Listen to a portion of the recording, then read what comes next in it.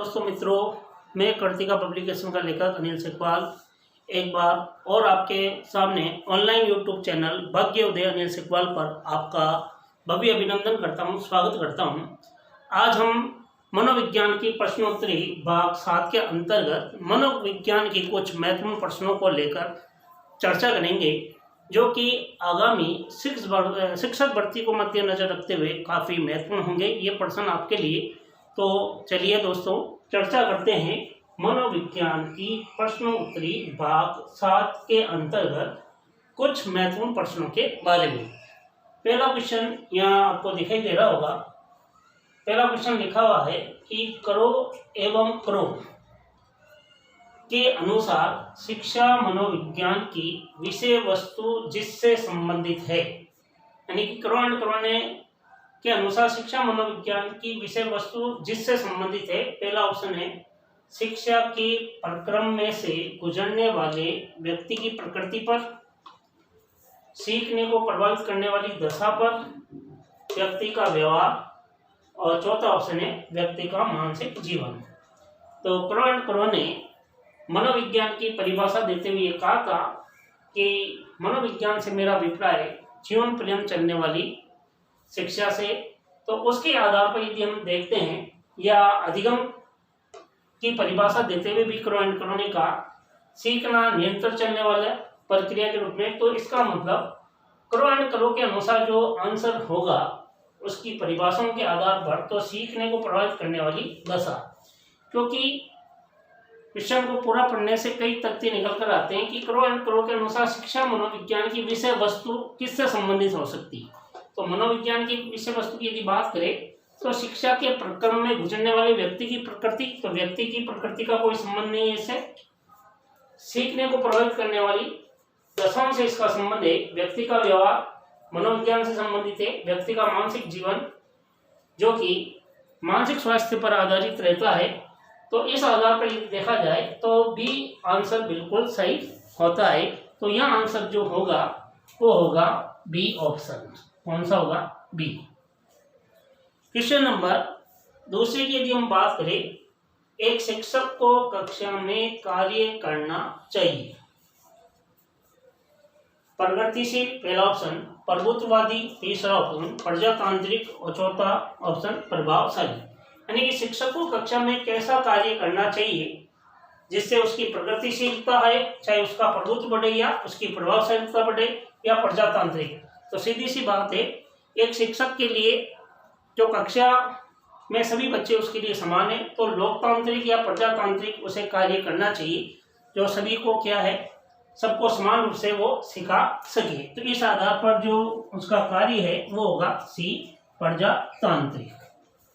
Question number third, सामाजिक नियमों व कानून के विरुद्ध व्यवहार करने वाले बालक है।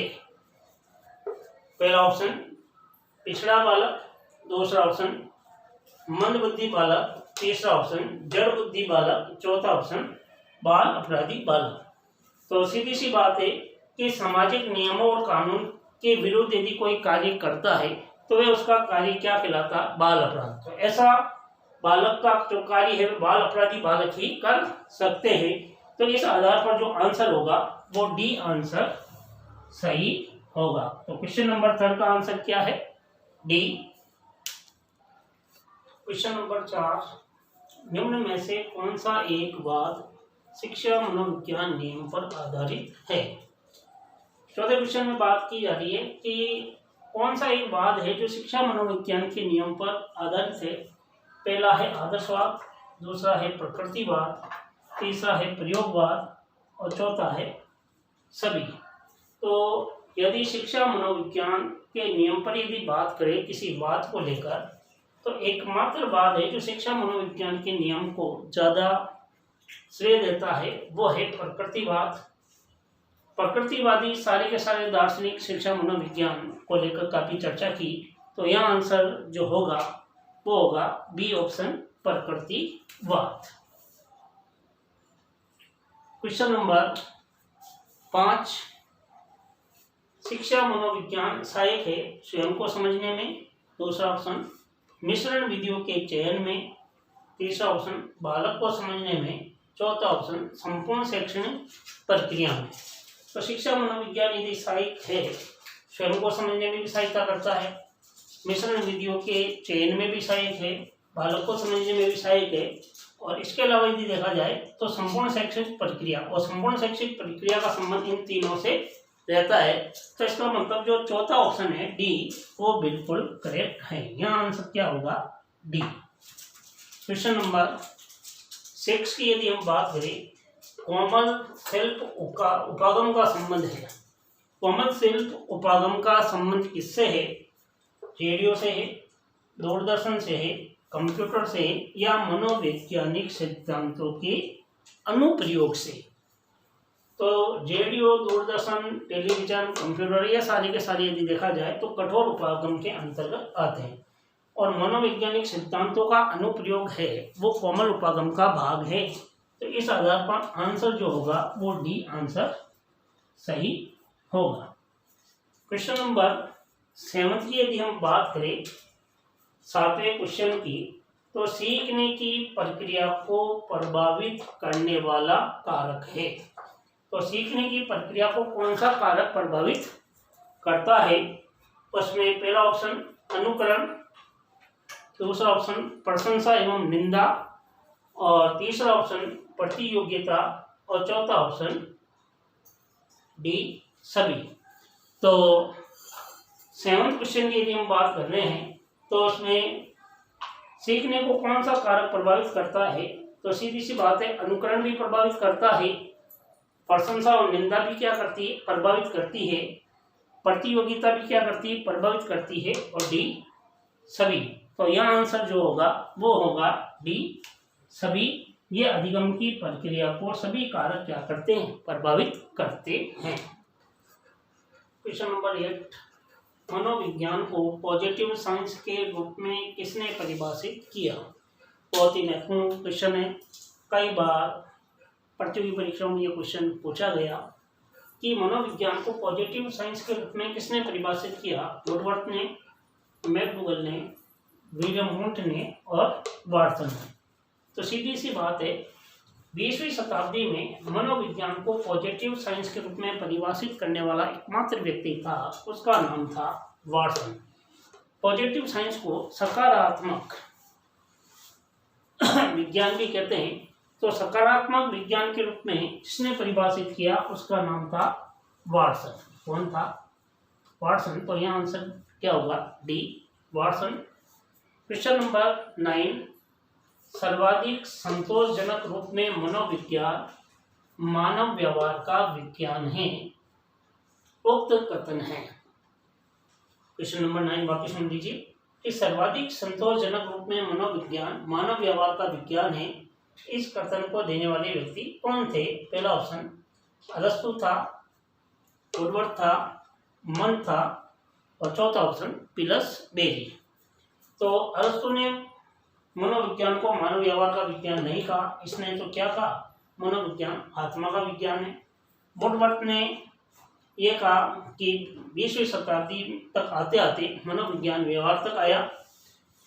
मन ने मनोविज्ञान को भी व्यवहार का विज्ञान माना, लेकिन सर्वाधिक रूप से ये चीज जिस व्यक्ति ने कही कि सर्वाधिक संतोषजनक मनोविज्ञान की यदि कोई परिभाषा है वे मानव का व्यवहार का विज्ञान है, ये कहने वाला एकमात्र व्यक्ति था पिलसबेरी। तो यहाँ आंसर होगा डी का।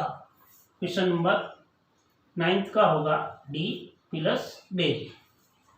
क्वेश्चन नंबर 10 की यदि हम बात करें, शिक्षा और मनोविज्ञान को जोड़ने वाली कड़ी क्या है? प्रकृति है, दर्शन है, मानव व्यवहार है, या स्वास्थ्य है?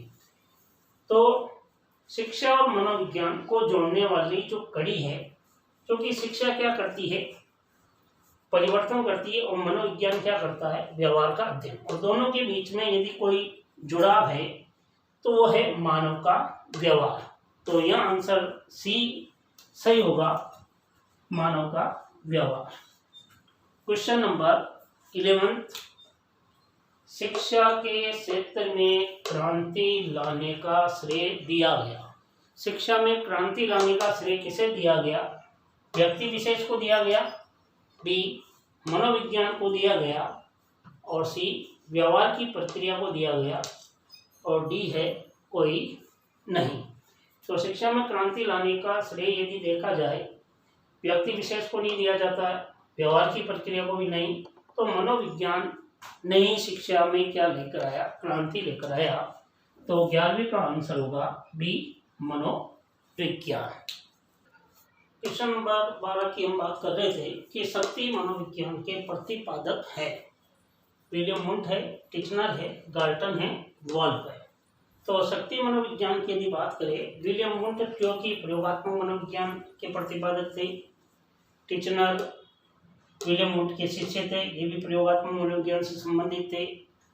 गाल्टन जो कि ये वो व्यक्ति था जिसने विलियम वुंट की जो प्रयोगशाला थी उस प्रयोगशाला में गाल्टन ने कई तरह के प्रयोग करके मनोविज्ञान के दृष्टिकोण में काफ़ी बदलाव लाने का भी प्रयास किया और गाल्टन ने मनोविज्ञान को भी काफ़ी परिभाषित करने में योगदान दिया।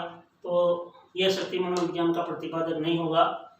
तो केवल चौथा ऑप्शन है डी वॉल्फ, जिसे शक्ति मनोविज्ञान के पिता भी कहते हैं, शक्ति मनोविज्ञान का प्रतिपादक भी कहते हैं। तो यहाँ आंसर जो सही होगा वो होगा डी वॉल्फ। क्वेश्चन नंबर 13 की यदि बात करें, मानवतावादी मनोविज्ञान का आध्यात्मिक जनक किसे कहा गया? पहला ऑप्शन इब्राहिम मैस्लो को कहा गया, दूसरा ऑप्शन जॉन डीवी, तीसरा ऑप्शन वुडवर्ड और चौथा ऑप्शन ट्रो, प्रोफेसर ट्रो कहलाते हैं, जिनका नाम ट्रो भी होता है।